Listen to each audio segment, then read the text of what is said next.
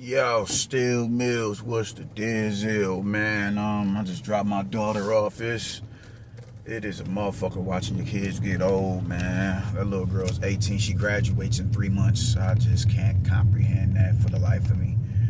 But, I'll still be in my 30s when she graduates. So, it's wild, man. This is wild, but seeing them blossom, getting their personalities right, and begin to form their social circles and see what type of individuals they like to kick it with and gravitate towards. And all you can hope for is, they surround themselves with the right type of friends, and she has seemed to do that. And I'm eternally grateful. So I drop her off where she wants to go. I don't even ask questions. Go do your thing. And like I tell her, I trust you until you force me not to trust you. And she's yet to force me not to trust her. So it's my baby. I love that girl. And she starts college in August. Oh my Lord, man. So peep game, man. Let's get into this shit, man. That's Keyshawn Davis, man. Listen, y'all already know how I feel about Keyshawn Davis, man. I think this kid is a pound for pound. I won't say star. He has the skill set to be a star, but I just don't think boxing is getting enough. I don't think boxing is getting enough airtime to where you can make a star. You dig? If we was gonna have another star in the making like that, we'd have one. So someone to carry the sport over here in America when Canelo decides to hang his flag up, and we ain't got that. We don't have a star. And I don't see us having a boxing star, like how I think Moses Atama is going to be over there in the UK. I don't see that. I think if anything, we'll get a female star over here before we get a male boxing star, man. It's just too much goofy shit. But I won't call him a pound for pound star. I'll call him definitely a pound for pound talent, man. I think this dude has everything that it takes to go undisputed at 140. I think he needs to plant his flag there and, you know what I'm saying, do what needs to be done there and then jump up to 147. You dig? Stay there, man. Get you some fights in and quit bullshitting, man. But I gotta be real. I'm not liking how he's moving, man. I never, banged on him for saying I'm not fighting Shakur. That shit just never bothered me because there's so many other fighters in the division. You dig? There's so many other fighters in the division. If these two were in the division and they were going to stay in the division and campaign in the division that one another was in, and they were holding up progress as far as undisputed is concerned, now we potentially have a problem. You feel me? Like now it's like y'all got to go see each other. But people are pushing the issue because he jumped up to 140 to fight Teofimo Lopez, and I'm like, y'all do realize he's not staying up there. Y'all got to understand that, right? He's not staying up there. And Keyshawn is already talking about jumping up to 147, man. And with that, he's already, just look at how he's doing Ryan Garcia and Devin Haney and Conor Ben with the rehydration clauses, man. Like you cool with him fighting them dudes that want, with rehydration clauses put on him? Like, nah, man, I don't want to see that shit. So I'm not pushing the issue. And it's just a whole up, if he fights at 147, you dig, Richardson Hitchens is about to move up there. Devin Haney's up there. Ryan Garcia is up there, man. He can fight a Shock Round Guyasov. I wouldn't be mad at that. He can fight a Brian Norman Jr. I wouldn't be mad at that. I'd love him versus Shock Round, man. There's a few other cats in the division. I think him and Karen Chukatsian made a good enough showing of himself to where he could be like, that's a dope fight right there. I'd watch that fight between him and Keyshawn Davis, man. But how this nigga is moving, man, is really starting to piss me the fuck off, man. Look, dude. You can't this whole ordeal with you just running up on niggas and calling niggas out and all that shit, man, and that's honestly what you're supposed to do. But how you ran up on Abdullah Mason yesterday was God tier corny, bro. That was God tier corny. Like Abdullah said, my nigga, I have your belt. I'm a champion at 135. I'll fight you. But you ain't coming back to 135. Well, I'm going to jump up to 140 when I got business to take care of down here as a lightweight. Like, does that make sense to you? Jump up a division to go rush and fight you while I still got business down here to take care of, man. That just doesn't make much sense, does it? You let me know. Because I see no logic in that. I see no logic in that outside of it just being cloud chasing. And even what you talking about, you want to fight Shoo. What are you doing, man? What are you doing? Like, you ought to know better than to say some shit like this, man. That just don't make no sense. Like, how you moving is just so game goofy. And I think, you want the showman. Like, I think a lot of it is trolling. I think, you just about, the showmanship or whatever. And, if that's the case, then so be it, man. But you can get away with that when you actually doing some shit that's tangible. And as of right now, you ain't really doing nothing that's tangible. You went up there, you did what you did to Jermaine Ortiz, which is a statement fucking win. When we seen him in there with two reputable pound for pound caliber fighters, they wasn't able to do that shit. You went in there, you crashed that nigga, man. So salute to you on that, man. But it just, that was something tangible. But, can we get some title matches? Can we get some more fights like, equivalent to Jermaine Ortiz and better? Can we do something along the lines, man? Because, just usually people who do the shit that you do, it irritates people. But like how Canelo moves. Canelo's moves irritate people. It does, man. But it's easy to, for someone who doesn't have a certain level of animosity towards him, it's easy to understand, hey, man, that dude did his road work. I can't be mad at him. That's how I feel about him. He the homeboy did his road work. It's hard. Hey, yo, man, what you want me to say? You know what I'm saying? What you want me to say? So you haven't gotten to that point. You got a belt. You beat Dennis Barancek, which was a damn good win. You got you got that victory. But what else after that? Besides the Jermaine Ortiz fight, and then you get into that scuffle backstage because Nair Albright crashed your brother, and a lot of people still feel that you shook with Edwin De Los Santos. I don't agree with that. I think you'll fuck Edwin De Los Santos up, but that's what everybody is feeling.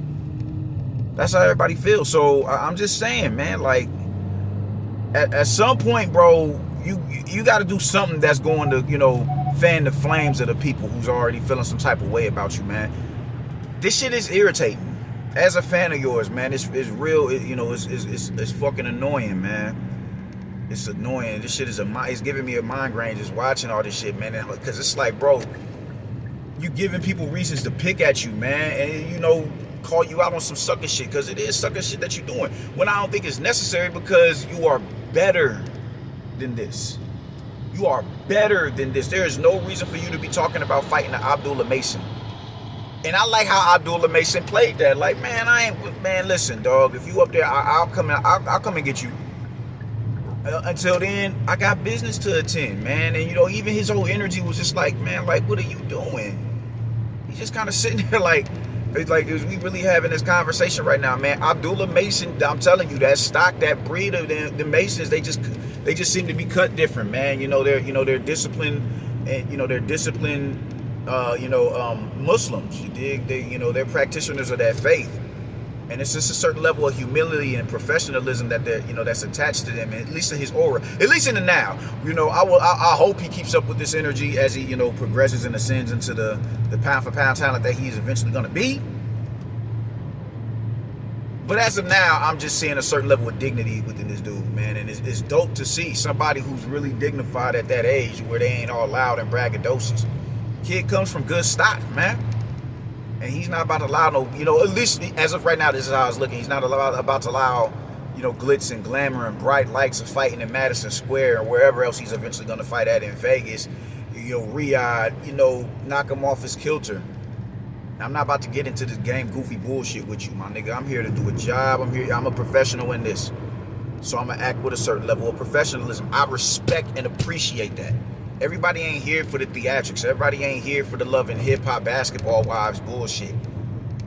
Everybody ain't trying to be baddies Midwest. You feel me? So I appreciate him acting like that. I appreciate that, man. But you older than him, and you should know better. You should just know better. Why would you? There's no reason for you to call out no Abdullah Mason when the dude is down there. You talking about going up to 147 already after one fight at 140, and now you talking about I want to fight Abdullah Mason, bro. Come on, man. Come on, he's scared of me. He already said he don't want to fight. Duh, nigga, at 140. He's at 135 right now as a champ. Like, man, It's just not a good look, man. It's just not a good look. Some people like to get in front of these cameras and pop they shit. And alright, cool. But as long as you doing something tangible to offset people's irritation with you doing that shit, I bet we can overlook it, man. But when you doing shit like this, it's breathtaking, and not in a good way. It's like, man, it's exhausting, man. It's exhausting, bro. Tighten up, my nigga. Tighten up. Tighten up. I just don't. I stated before, I don't understand why you such in a rush to go up to 147 anyway for fucking Devin Haney. I don't get that, because you fight Devin Haney and then what? There's nobody else up there for you. You can continue to make 140, and there's way more drama for you down there. That division is way deeper. Why would you jump up and go to a barren fucking division to chase Devin Haney when you could just stay there and make your bones there? Because you niggas is bag chasing. Bag chasing. That shit ain't about nothing, man. Bag chasing. I'm gonna get a bag trying to get to the big man. No, man, I'm tired. No, man. Like, y'all bag chasing. And Devin Haney, if we keep his shit a stack, he ain't nobody. You ain't about to get no fucking life-altering money fucking fighting no Devin Haney like you thinking that you is, man. You got a style that's far more appeasing to the fans than a Devin Haney. You do your role work, you can be with Devin Haney. You'll ascend Devin Haney's popularity and being an attraction. Motherfuckers is gonna want to come to see you fight. You keep giving us performances like you did in the last fight, bet we bringing you back to Riyadh. But y'all don't want to do that shit, man. Y'all just want to transcend divisions and fight the who's who in that division, where, like, and it would be a different ball game if Haney was still at 140, but he's not. There's nobody up there for you to fight, for you to justify bag chasing in the capacity that you're doing, dog. There's too many people at 140. You could be the potential money man in these divisions if you play your cards right. You play your cards right, and you keep giving us the performances that you've been giving us, man. You will be where you want, where you think, where Devin Haney is at. You'll be there. But man, you gotta go and you gotta stop the cornball bullshit, and give people a reason to fuck with you. And you're not giving them a reason to fuck with you acting like this. That's just me keeping shit in stack. You're not giving nobody a reason to come and fuck with you. You're irritating them. I know for damn sure I'm aggravated. Why? All right, man. All right, bro. Okay. All right, Keyshawn. Okay. It's not a good look, loved one. You better than that. Tighten the fuck up. Tighten the fuck up. I can't keep telling you this shit before I just wash my hands of you. Last person I was this patient with was Keith Thurman, because I was a fan of Keith Thurman. Everybody was like, man, he just, he's looking for a retirement check. I'm like, nah, I'll give him the benefit of the doubt. And here the fuck we are. I can't stand Keith right now. Can't stand him. Don't be that dude. Don't be that dude. Don't be that dude. You got a lot of potential. Utilize your potential. Utilize it. There's no reason to go and bag check. You doing face-offs and shit with Ryan Garcia, man. Like, I get it, man. Sometimes I think your energy is just jovial, and you got a real dope spirit, to you. Like, you're just a dope, a high energy person. Only time I really see you get on that was with Dennis Baranchek when Teofimo did that bullshit. And even he was like, where the fuck is this shit coming from, dog? Like, what? I didn't do that. And you should have went crash that motherfucker. But whatever, that's a whole nother story. But just all the shit that you're doing, the antics, man, is rubbing people the wrong way. It's annoying people, and you are not established enough to sacrifice that audience, because you don't have an audience like that. Motherfuckers do not know you, but they're already getting irritated with you. Even your supporters are getting irritated with you. Pump your brakes, gang. Tighten up. Stay at 140. Make your claim there. Devin Haney ain't going nowhere. That dude is not about to jump up to no 154 no time soon, because it's way too many sharks up there. He'll be there waiting for you when you do what you need to do at 140. At 140, man. And that's all I got to say about it, man. I'll tap back in with y'all later, y'all. Losers.